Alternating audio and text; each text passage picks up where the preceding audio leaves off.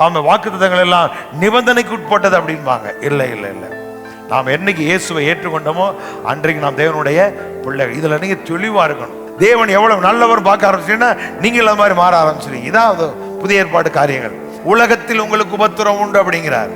அப்ப உலகம் உங்களை துன்பப்படுத்தும், உலகம் உங்களை வேதனைப்படுத்தும், உலகம் உங்களுக்கு இது பண்ண, ஆனா நீங்க தைரியமா நான் உலகத்தை செய்தேன் ஜெயித்தேன் அப்படிங்கிறார். அப்ப நீங்க பாடுகள் நம்ப கூடாது. இந்த பாடுகள் மேல் எனக்கு வெற்றியை கர்த்தர் நினைச்சிருக்காரு வச்சிருக்கிறாங்கிறத உங்க விசுவாசமா இருக்கணும். வாக்குத்தத்தங்களை நம்பாத மனிதன் வாழ்க்கையில ஒரு நாளும் நேர்மையாளனா உண்மையுள்ளவனா பரிசுத்தமா வாழ முடியாது. அவ கடவுள் எப்படிப்பட்டவர் அப்படின்னா, இந்த உலகம் குத்துகிறா குலைகிறா போட்டுறான், பாவத்துல சாபத்துல வேதனையில வாழுகிற மனிதனுடைய காயங்களை கட்டுகிற கிளையாத்தின் பிசினவர். வாக்குத்தத்தங்கள் அப்படி வரும்போது நிபந்தனை பழைய ஏற்பாடு, புதிய ஏற்பாடு நிபந்தனையற்ற வாக்குத்தத்தம். ஏன்னா நாம் அவருடைய பிள்ளைகள் என்ற உரிமையை நாம் பெற்றிருக்கிறோம்.